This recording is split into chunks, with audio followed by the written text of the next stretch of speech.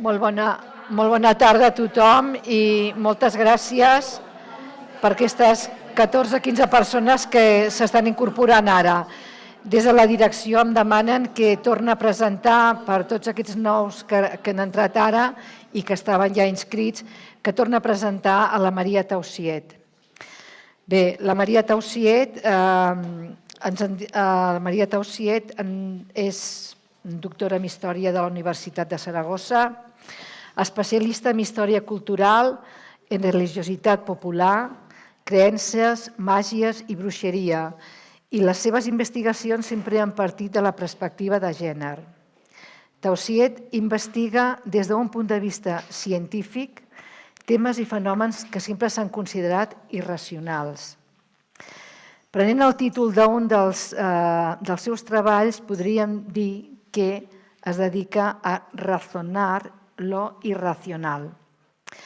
Ha treballat al Centre de Ciències Humanes i Socials del CSIC, a la Universitat de Virgínia i a la de València, entre altres, i està vinculada a l'Institut Universitari d'Estudis de les Dones. Ha estudiat la bruixeria en diferents períodes de la història d'Espanya i entre els seus llibres destaquen Ponzoña en los ojos, Brujería y superstición en Aragón en el siglo XVI, 2004, Abracadabra omnipotens, Magia urbana en Zaragoza en la Edad Moderna, 2007,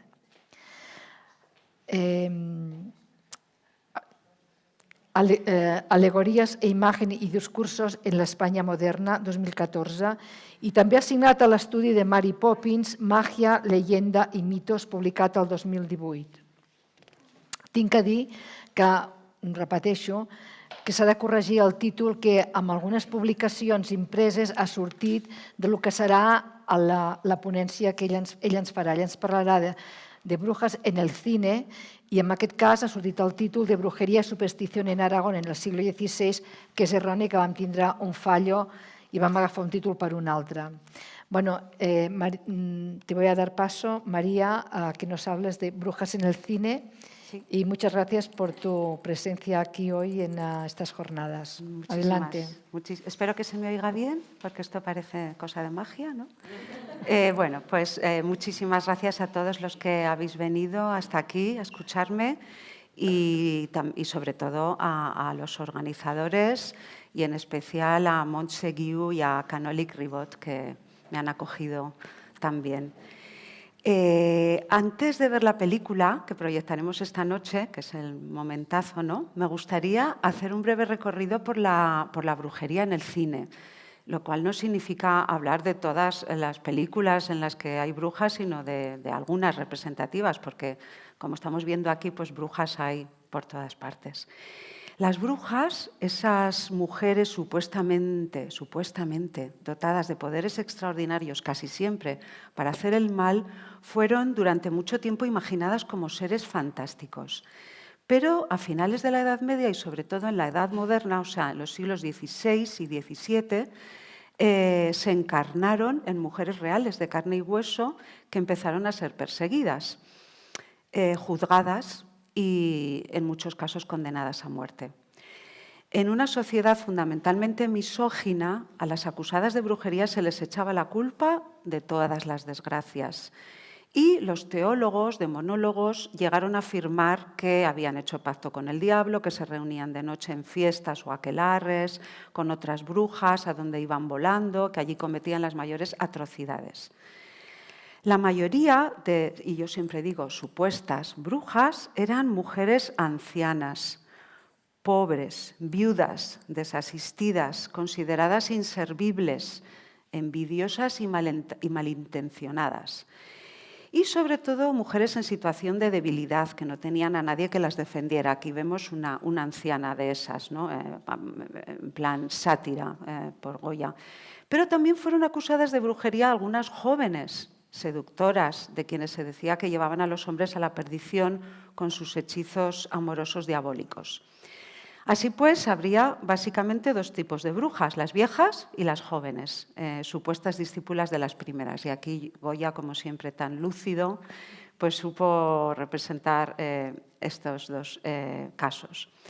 A lo largo de la historia del cine encontramos ejemplos de las dos, de jóvenes y viejas. También de brujas literarias, imaginarias y de mujeres reales de carne y hueso acusadas de brujas. El tema es apasionante, pero solo nos dará tiempo a hacer un recorrido por algunas de las películas que considero más interesantes. La primera que mencionaré es Muda. Se rodó en 1921 por uno de los más grandes directores de la historia del cine, uno de mis favoritos, el danés Carl Theodor Dreyer. Se tituló Las páginas del libro de Satán y trataba en varios capítulos de la aparición del mal en el mundo. Y más que la brujería, el director denunció la persecución de esta por parte de los inquisidores. Mirad qué escena, ¿no? 1921, cine mudo. Y ahí tenemos a una señora acusada de bruja. Un amigo de Dreyer dirigió al año siguiente, en 1922, que acaba de ser nombrado, otra película muda, dedicada más específicamente a la brujería, que todavía hoy en día, acabamos de nombrarla, sigue siendo una obra maestra llena de interés. 1922. Se titula Hassan, la brujería a través de los tiempos, y es una mezcla inclasificable de documental antropológico, de ficción y de cine experimental. La dirigió, pues eso, un amigo de Dreyer, otro danés, Benjamin Christensen, que había nacido en 1879, que empezó estudiando medicina, un tipo muy curioso, ¿no? Y trabajó como cantante de ópera después, hasta que poco a poco fue quedándose casi sin voz. Y entonces se metió a director de cine. Christensen quiso hacer una película muy bien documentada de la historia de la brujería, pues quedó impactado cuando leyó el famoso tratado del siglo XV, el Malleus Maleficarum, que también se ha citado. El martillo de las brujas significa, para aplastarlas con poderosa maza. Bueno, leyó aquello y quiso hacer una reivindicación de esa locura, ¿no? Cuando la película se estrenó en Estocolmo, no en Dinamarca sino en Suecia, causó una mezcla de asombro e indignación. Bueno, en los años 20 aquello era tremendo. Y pronto cayó en el olvido. En 1944 se reestrenó en Dinamarca, pero no fue hasta el famoso año 1968, ¿no? París, 68, cuando volvió a la vida gracias a un escritor contracultural de culto de la generación Beat, William Burroughs, que cambió la banda sonora y le puso el título que ha llegado hasta hoy. O sea que fijaros, una película tan antigua de los años 20, muda, que intentó una y otra vez abrirse paso y hasta la llegada de los hippies no tuvo, es como si no hubiera existido hasta entonces. Bueno, es impresionante en esta peli ver la caracterización como bruja de una mujer, de 78 años, que no había actuado nunca, a la que el director descubrió por casualidad en la calle vendiendo flores, en plan Chaplin, ¿no? En la película, esta señora, la anciana, es víctima de la Inquisición, miradla aquí, y transmite una autenticidad que sobrecoge. Pues ella misma pertenecía de alguna manera a una época anterior. El propio director confesó. La mujer que hace de María la costurera, en una pausa del rodaje me dijo esta señora, el diablo es real, lo he visto sentado en mi cama. O sea que esto es una autenticidad. En la película, los inquisidores le hacen confesar sus supuestos crímenes y ella exclama, «Oh, señores eruditos, ¿cómo quieren que confiese aquello que no es cierto?» Pero ante la amenaza de tortura declara lo que los jueces quieren oír de ella, lo que pasaba, ¿no?, en los procesos de brujería. «Oh, señores eruditos, confieso haber dado luz a muchos hijos del diablo. Y cuando di a luz, Carna y Aquelarre me ayudaron», otros demonios. «Si me evitan este dolor, confesaré que Trena me llenaba de ungüento de bruja. Sí, señores eruditos, esta pobre infeliz ha volado por la noche hasta Broken sobre la escoba de Trena».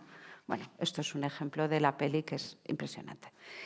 En esta película racionalista y anticlerical, la mayoría de los hombres que aparecen son religiosos, en particular inquisidores, y están retratados como seres depravados, lascivos y enormemente misóginos. Fijaros qué modernidad. Y el propio director, como burla máxima de la demonología, hizo el papel de diablo en la película. Es el director. Y a lo largo de los diferentes capítulos no solo se retrata la persecución de una anciana bruja, sino también de una joven supuesta bruja. Ay, que lo estoy pasando mal, que este es el director haciendo de diablo. Y esta es la joven.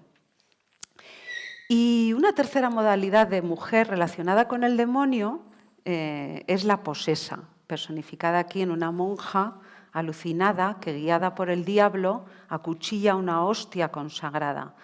La monja poseída aparece burlándose de sus hermanas con horrorosas muecas y la histeria colectiva se desata en las demás, se contorsionan con rostros desencajados, bailes arrítmicos y posturas eróticas entre risas desencajadas. Bueno, pues todo esto sale en esa peli tan antigua. 10 años después, y estamos en 1932 todavía, de nuevo el danés Carl Theodor Dreyer rodó otra película sobre otro tipo de brujería, en este caso mucho más sutil, Vampir, la bruja vampiro. Era la primera película sonora de Dreyer y todavía conservaba la atmósfera del cine mudo. Bueno, resultó un varapalo económico para el director, que tardó más de una década en recuperar el dinero suficiente para volver a ponerse detrás de la cámara. Era una peli muy adelantada a su tiempo y suponía un viaje a las profundidades de la psique y a la raíz del miedo. Un ejercicio surrealista que Dreyer solventó recurriendo a una exquisita técnica, dando una vuelta de tuerca al cine fantástico de la época. La película fue rescatada por la crítica décadas después y hoy en día se considera una obra maestra. No está de más recordar que Alfred Hitchcock, en una célebre frase la definió como la única película que realmente merece ser vista 2 veces. Bueno, se pase un poco, ¿no? Porque yo pienso que las pelis merecen la pena ser vistas muchas veces y que esta lo que hace falta es verla como 12 veces para enterarte bien. Bueno, yo misma publiqué un estudio sobre ella centrándome en el tema de la madre dominante. Esta es una escena de la película tremenda, que anula a sus hijos, en especial a sus hijas, y que tras la muerte continúa ejerciendo una influencia debilitante y maligna a la manera de una vampira. La bruja vampiro, en este caso, es la madre, que hasta que me enteré, o sea, pero es interesante, a la manera de una vampira que absorbiera la sangre de esa hija debilitada, ¿no? Su fuerza vital, su energía, su autonomía. Bueno, la siguiente obra clásica sobre la brujería, sobre la que también publiqué un estudio, fue dirigida de nuevo por el genial director danés Dreyer. Mirad que se le considera un aburrido, un serio, un hombre muy religioso, y luego te pones a mirar la historia del cine y la brujería y él es uno de los principales. Bueno, esta peli es Dies Irae, el Día de la Ira, se rodó en 1943 durante la Segunda Guerra Mundial, pero está ambientada en el siglo XVII, en Dinamarca, concretamente en el año 1623. Bueno, la película es maravillosa y cada escena parece un cuadro, ¿no? Esta misma. Aquí vemos, bueno, esta escena vemos la chica joven que será acusada de brujería, su marido, un sacerdote protestante, y la madre de su marido, la suegra, tremenda mujer. Bueno, en plena caza de brujas, estamos en el siglo XVII, Absalón, un viejo sacerdote, promete a una mujer condenada a muerte por bruja, una señora mayor, que la salvará de la hoguera si su joven hija, Ana, se casa con él. O sea, joder, ¿no? O sea, qué chantaje, ¿no? Y, mientras tanto, contemplamos la tortura y muerte despiadada en la hoguera de otra anciana, amiga de la que se salvó. O sea, que están las viejas, son las que están matando por brujería, estas dos. Pero, como es de esperar, el matrimonio por conveniencia entre el viejo sacerdote y la joven, a la que le dobla la edad, con creces acaba fracasando, porque cuando viene el hijo de este sacerdote, Martin, joven, y vuelve para conocer a su madrastra, pues su madrastra es de su edad. Los dos jóvenes se enamoran, empiezan a mantener una relación prohibida, que termina por precipitar la acusación de bruja de esta chica joven por parte de su suegra. Así que la chica joven acaba siendo condenada a muerte, rechazada por todos. Aquí se unen los dos temas, ¿no? El de la señora mayor, acusada de bruja por anciana, por fea, por inservible, y la otra pues por seductora, ¿no? O sea, que es que Dreyer es genial. Bueno, y de estas 4 películas danesas tan buenas, ¿no? Obras excepcionales, pues que pudieron inspirar a un Bergman, suponen reflexiones serias y profundas, ¿no?, sobre la naturaleza del mal.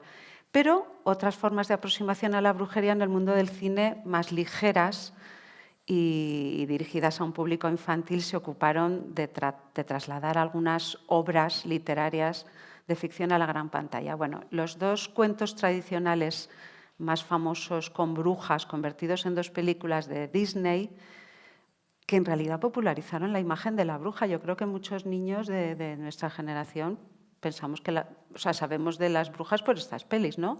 Por Blancanieves, que esta es la madrastra, ¿no?, disfrazada de bruja, y La Bella Durmiente, ¿no?, con la famosa Maléfica.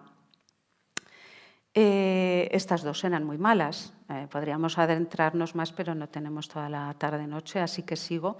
Otro ejemplo de brujas inequívocamente malvadas eran las que aparecían en un relato, en este caso no tradicional sino moderno, del siglo XX, pero de 1900, que es casi como siglo XIX, que es ese Mago de Oz, ¿no?, que es un librito que es maravilloso, y os animo a leerlo porque es muy cortito, se lee muy bien, es muy gracioso.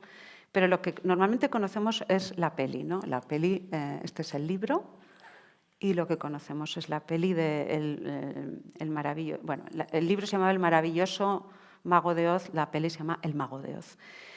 Y bueno, pues ahí las brujas son malas, representan el mal sin ambigüedades, y habrá que esperar unos años más para tener una visión de las brujas como mujeres más atractivas que peligrosas, que es lo que ahora se lleva. Y un ejemplo claro es la reciente Maléfica de 2014, que reivindica el papel de la Maléfica de la Bella Durmiente. Ya sabemos, Angelina Jolie, concediéndole no solo poder, sino también ternura, y que al final se redime. Y bueno, pues ya se puede hacer todo tipo de versiones. En ese sentido, y ahora voy a llevar el agua a mi no sé cómo se dice, el agua a mi terreno. Aunque no puede hablarse de una bruja propiamente dicha, el personaje fantástico de Mary Poppins puede considerarse un hito pionero digno de estudiarse a fondo, ¿no? Publiqué un libro sobre este personaje, el personaje literario. Pero la película, que se estrenó en 1964, tan famosa, que la mayoría habréis visto, se basó en varios libros de Pamela Travers y planteaba con aparente ligereza, o sea, es una película que parece ligera, fácil, pero planteaba una serie de motivos folclóricos, mitológicos y religiosos muy, muy interesantes. Aquí, bueno, ya lo sabemos, una institutriz extraordinaria que aparece de la nada, procedente de otro mundo, baja del cielo, es capaz de transmitir confianza y optimismo a unos niños educados hasta entonces con otro tipo de institutrices, como eran las famosas inglesas, ¿no?, con miedo, con severidad. Y este mismo director, bueno, yo ahora me estaría hablando de Mary Poppins pues 2 horas, ¿no?, pero nada, hay que seguir con las brujas en el cine. Este mismo director de la película Mary Poppins, que yo digo que es buenísima, Robert Stevenson llevó al cine a otra bruja, La bruja novata, ¿no? La bruja novata, una película no tan buena, pero que está bien. Aquí la creencia en las brujas y en la magia en general se ridiculiza, porque es una bruja pues, que aprende a hacer un curso por correspondencia, que en los años 50 empezaron a ser muy famosos, años 50, años 60. La película es del 71, pero bueno, para aprender a ser bruja, pero no lo llega a hacer bien, ¿no?, las instrucciones, y entonces pues va en escoba y se cae, en fin, le salen malos hechizos.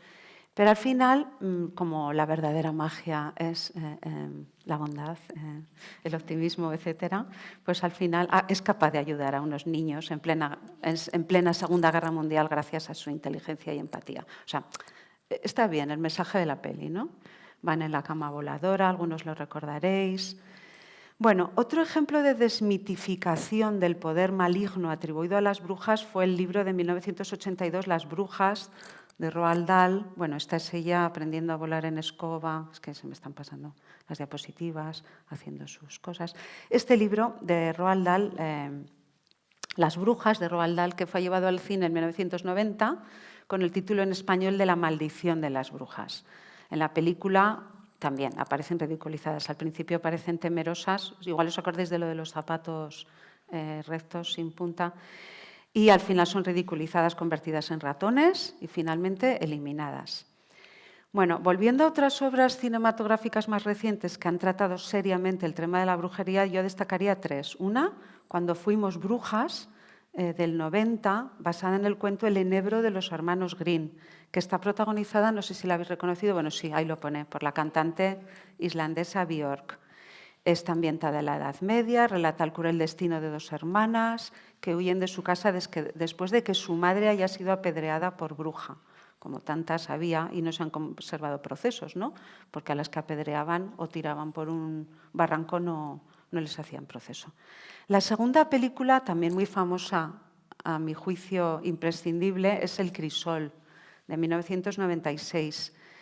Estaba con Daniel Day-Lewis y Winona Ryder. Está basada en una obra de teatro de Arthur Miller, el famoso dramaturgo, de 1953. Pero bueno, la peli es del 96, sobre los juicios de Salem, tan famosos, ¿no? Ahí en Estados Unidos. Un famoso episodio del periodo colonial, cuando en un pueblecito del actual estado de Massachusetts, en 1692, por el fanatismo puritano, que fueron los que fueron allí y emigraron, se acusó de brujería al menos a 200 aldeanos. Bueno, en Zugarramurdi se acusaron a más, pero bueno, esto ya es mucho para ellos, ¿no? Porque aquí tenemos el proceso de brujería, no es ninguna honra, porque es un horror, ¿no? Pero bueno, se acusó de brujería al menos a 200 aldeanos y finalmente fueron condenadas a muerte 19 personas, 14 mujeres y 5 hombres. Bueno, la película es inteligente y emocionante y revela los conflictos entre los vecinos de la localidad, las envidias, las ambiciones que se esconden detrás de la supuesta histeria de las jóvenes. Ellas fingen lo que haga falta para conseguir lo que quieren. Y de la supuesta brujería de los acusados, estos pobres, ¿no? Daniel Day-Lewis, fantástico. Y bueno, Arthur Miller, tituló la obra en inglés The Crucible, que significa el crisol, pues decimos que título más raro, ¿no? Como metáfora de cómo el personaje principal, que prefiere morir a traicionar su conciencia, acusado injustamente de brujería, bueno, Daniel Day-Lewis, acabará purificando su alma en el fuego de la hoguera, al igual que los metales de los que se extraen los elementos puros en el horno, crisol a altas temperaturas. O sea que es como muy sofisticado ese título. Bueno, y la tercera película reciente que no quería dejar de mencionar es La bruja, que no sé si os suena, de 2015, también ambientada en la Nueva Inglaterra del siglo XVII. En este caso, una familia de exiliados religiosos con 5 hijos empieza a sospechar de que la hija adolescente, tras la desaparición misteriosa de su hermano recién nacido, es bruja, ¿no? O sea, su propia madre, su propio padre. Sospechan que la chica se ha cargado al hermano, ¿no? Pero después se revela que el bebé fue secuestrado por una bruja que vive en el bosque, que lo ha matado, ha utilizado su sangre y su grasa. Y mientras tanto, bueno, es que es una película muy rara. En los niños, los hermanos pequeños, juegan con el macho cabrío de la familia, ahí en la granja, que se supone que es el mismo diablo. Y finalmente, tras múltiples horrores, ahí me hicieron una entrevista en El País para ver qué opinaba de esta película. Madre mía, qué compromiso. Pues no sé, por un lado dije que bien y por otro que mal. Bueno, es una película muy efectista, ¿no? Como es característico del cine de terror. La hija adolescente al final termina matando a su madre y celebrando un aquelarre, fijaros qué locura, con un grupo de mujeres desnudas alrededor de una fogata hasta que todas comienzan a levitar. Entonces, dices, ¿es buena peli o es mala peli? Hombre, es buena porque retrata, porque, a ver, el problema es que mezcla la realidad y la fantasía. O sea, la gente que no tenga la cabeza muy bien puesta dirá, no sé, se me va la cabeza, ¿no?, con esta peli. Pero el interés es qué da más miedo, el mal que acecha en los bosques oscuros o las paranoias, ¿no?, que se apoderan de la familia aislada en esa granja, ¿no? Más aislamiento aún que en los pueblos de montaña, una familia sola. Y ahí ocurre lo mismo que en los pueblos de montaña, se acusan entre ellos. Bueno, hablando de aquelarres, no quisiera pasar por alto 3 películas españolas basadas en el proceso de Zugarramurdi. La primera, titulada Aquelarre, también se habló de ella el otro día, dirigida en el 84 por Pedro Olea y se ambienta a principios del siglo XVII en Zugarramurdi, ahí el señor feudal, contando con la ayuda de un inquisidor, José Luis López Vázquez, él siempre actúa bien, emprende una cruzada para erradicar la brujería y el paganismo. Otra película inspirada en lo mismo de Zugarramurdi, Las brujas de Zugarramurdi. Esta fue estrenada por Alex de la Iglesia en 2013, que no me pregunten la opinión, pero bueno, la voy a decir. A diferencia de la película de Pedro Lea, es una comedia, bueno, igual a muchos de vosotros os gusta, claro que sí, esperpéntica, gamberra, misógina encima, por si pudiera parecer moderna, ambientada en la actualidad.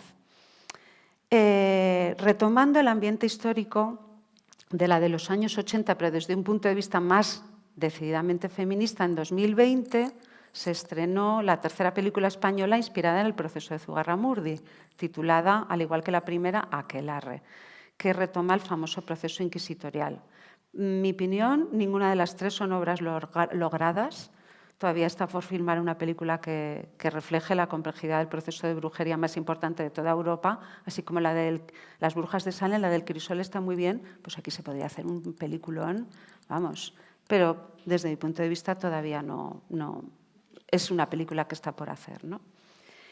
Una película, a mi juicio, exquisita, aprovecho que mientras estaba preparando esta conferencia la vi, me encantó, que combina la tradición, la antropología religiosa y la modernidad, es esta reciente Alma Viva, nada conocida, que fue estrenada en 2022, hace 4 días, dirigida por la portuguesa Cristel Alves Meira y ambientada en la religión de Trasomontes. La película se centra en las vivencias de una niña de 10 años que vive en Francia, pero vuelve de vacaciones cada verano con su abuela al pueblo de su madre. Y allí es testigo de las creencias en brujería y en posesión demoníaca de los lugareños, y especialmente de las acusaciones de brujería lanzadas contra su propia abuela al morir, así como sobre ella misma. O sea, la niña va ahí porque se ha muerto su abuela y se encuentra con que a la abuela la acusan de bruja, incluso la acaban acusando a ella, esta niña. A mi juicio, pues eso, la visión indirecta de la brujería que se transmite en esta película y cómo se perpetúa a través de las generaciones con su carga de machismo y brutalidad es más efectiva que otras interpretaciones más directas, ¿no? Bueno, es que estoy un poco resumiendo porque sé que tenemos mucho plan. Bueno, y después de este preámbulo, pues ya me voy a centrarme en la que veremos esta noche.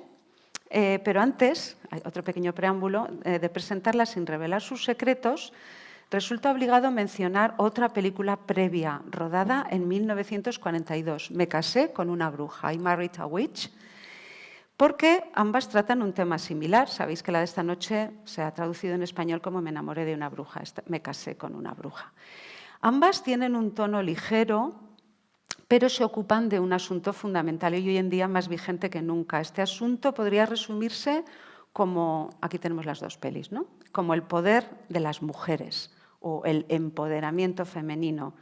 ¿En qué estriba y qué puede disminuirlo? En ambas películas, el amor, entendido como dependencia emocional, se opone a los poderes mágicos de las protagonistas, supuestas brujas. En ambas películas, las brujas protagonistas se enamoran. Ello contrasta con lo que aseguraban los tratados demonológicos, que las brujas carecían de emocionalidad, que carecían de empatía, que no podían llorar. O sea, las brujas, según los demonólogos de la época, eran mujeres muy duras. Y aquí, pues a lo tonto se van tratando esos temas, ¿no? Debajo del tono de comedia clásica americana de Hollywood, aparentemente frívola, pues se manifiesta una constante tensión dialéctica entre la cabeza y el corazón, ¿no? Entre la lucidez, que va unida al poder personal, en hombres y mujeres, pero aquí se trata de mujeres, y la debilidad emocional. En I Married a Witch, Me casé con una bruja, esta dicotomía se plantea ya desde el principio. O sea, la acción se centra en pleno siglo XX, pero se nos cuenta que todo deriva de una profecía negativa que habría lanzado una joven acusada de bruja casi 300 años antes en Salem, long, long ago, when people still believed in witches. Y esa joven se llama Jennifer, como la protagonista de la película, y es quemada por bruja en la hoguera. Es que casi contaros esto es imposible que lo entendáis. Pero bueno, al igual que su padre, pero los espíritus de ambos se liberan poco antes de la boda y el novio deja a la novia y se enamora de la Jennifer rediviva.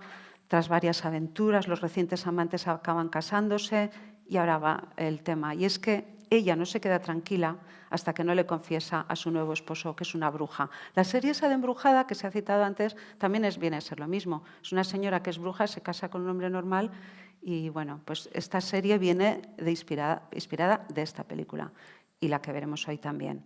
Bueno, la cuestión es que, bueno, pues se casa una señora muy poderosa, bruja, con un señor. Eso le hace perder poder porque es como que se ha enamorado, ya está dependiente, no sé qué. Y al final la vida matrimonial acaba transformando a la salvaje Jennifer con esa melena de Veronica Lake, súper sensual, domesticándola así, aquí ya se tiene el pelo recogido, tejiendo punto de media, en un sillón de orejas. Y es como que ya, pues el haberse casado, pues ya se queda así, la pobre. Pero la película tiene la gracia de que su energía y su sentido de libertad han pasado a su pequeña hija, que aparece montada en una escoba, dando botes por la habitación y jugando a que vuela por los aires. Pues esa es la gracia de la peli. Y ya nos pasamos a la de esta noche, la que vamos a ver ahora. Esta peli fue estrenada 16 años después, es una película del 1958. En inglés se tituló Bell, Book and Candle. O sea, campana, ¿no? O sea, campana, libro y vela, ¿no? Y bueno, es eso de la traducción de los títulos. Y en español le han puesto Me enamoré de una bruja. Bueno, a mí no me parece mal, ¿no? O sea, porque con el título campana, libro y vela... Ah, ya, pues bueno, pues tengo que contar esto, es muy importante. Bueno, pues me parece bien que la tradujeran como Me enamoré de una bruja. Bueno, lo de campana, libro y vela es porque en un momento... Es porque estamos en unas jornadas de brujería y no quiero que parezca que es una película que hemos puesto aquí porque sí, ¿no? Era una fórmula de anatema que se pronunciaba por los obispos contra los herejes, incluidas las brujas desde el siglo XV, dentro de un solemne ritual en el que se tocaba una campana para espantar a los demonios, se cerraba un libro, la Biblia, y se apagaba una vela como extinción de la gracia del condenado. Bueno, porque quiero que la veáis bien, contaros que un motivo de esta película interesante, también por el que la he traído aquí, es el nombre del gato de la protagonista. Este gato, que vais a ver durante toda la peli, representa el doble o alma de su dueña, tal como se afirmaba en los procesos de brujería de los siglos XVI y XVII. El nombre del gato, Pyewacket, oiréis, bueno, no sé si la ponemos doblada, no sé cómo lo dirán, pero bueno, Pyewacket está entresacado de uno de los procesos de brujería del siglo XVII en Inglaterra, de este famoso buscador de brujas. Resumo. La película empieza con el gato en pantalla y acaba con el gato, para que os fijéis, ¿eh? O sea, que es como decir, qué película más chorrona. No, tiene mucho que ver con lo que pasaba en los siglos XVI. Otro detalle o guiño, que esto no lo ha escrito nadie en el mundo y me lo dijo un amigo mío, el camino de ladrillos amarillos que seguirán los protagonistas, fijaros, la noche de Nochebuena para ir a un bar donde van a celebrar la Nochebuena que se llama Zodiac, o sea, astrología, ¿no? Esto es graciosísimo.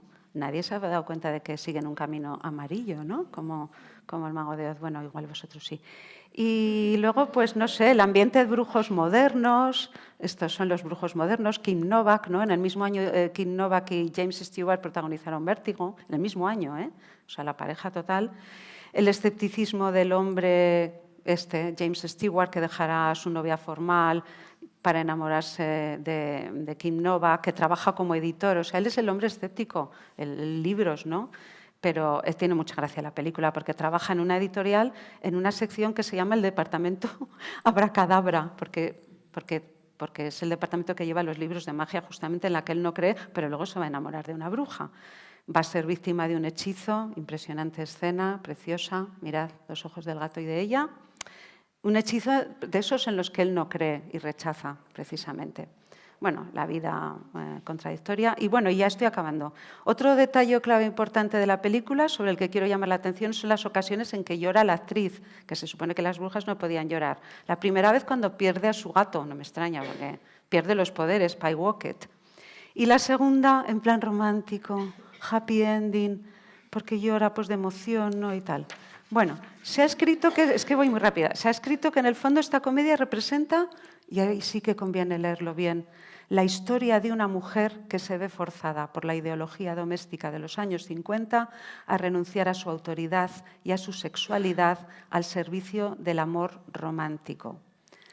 como después de la peli creo que charlaremos un poquito, esta afirmación la podemos discutir y sin desvelar el argumento de la película, de la que charlaremos luego, pues eso, insistir en el detalle final que no debería pasarse por alto, que es el fotograma con el que se cierra la acción. Esto es la imagen del gato Pyewacket maullando en lo alto de una farola en medio de la noche. Muchas gracias.